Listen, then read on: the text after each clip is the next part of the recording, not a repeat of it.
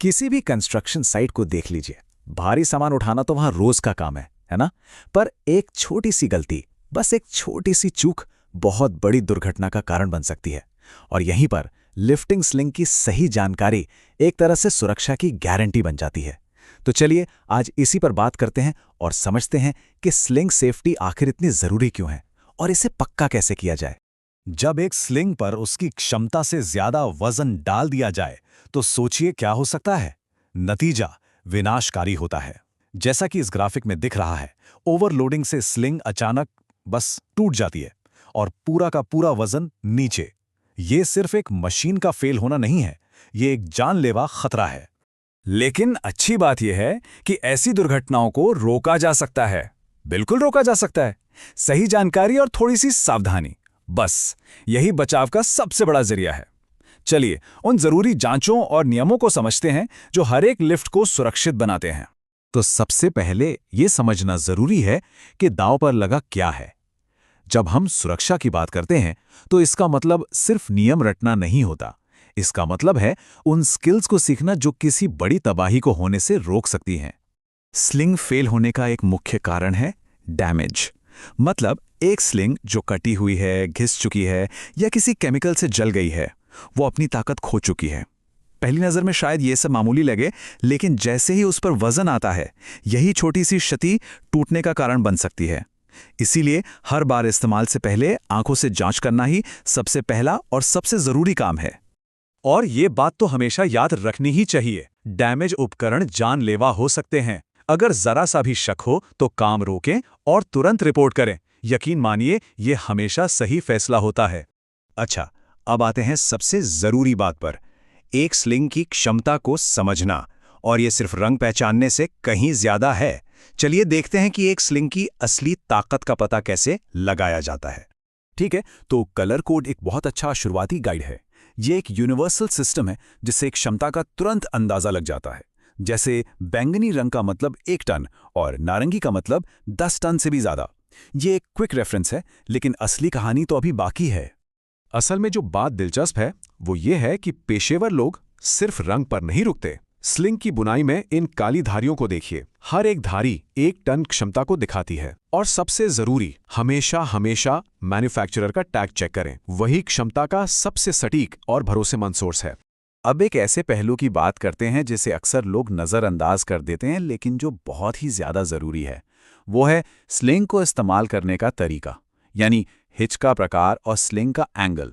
ये दोनों चीज़ें उसकी उठाने की क्षमता को पूरी तरह से बदल सकती हैं। और यहीं पर है असली खेल।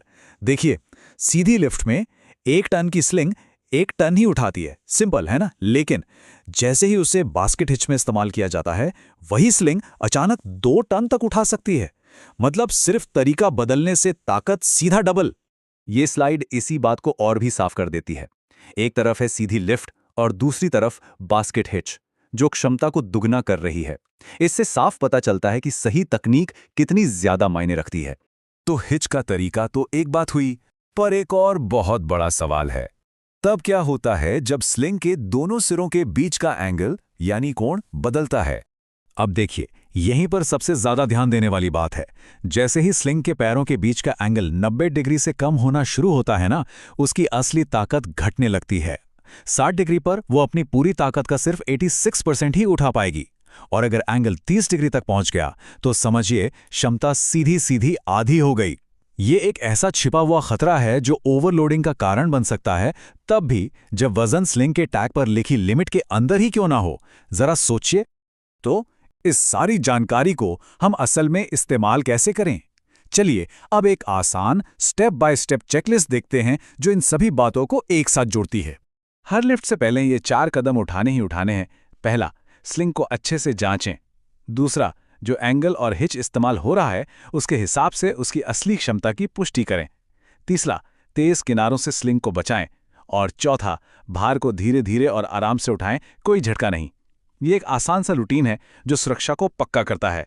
और अब आखिरी सेक्शन में हम उन सबसे बड़े खतरों पर नजर डालेंगे जिनसे हर हाल में, हर कीमत पर बचना चाहिए।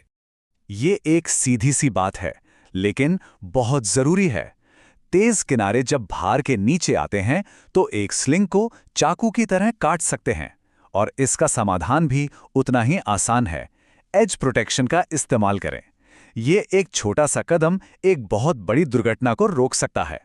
तो इन 5 खतरों को दिमाग में बिठा लेना है।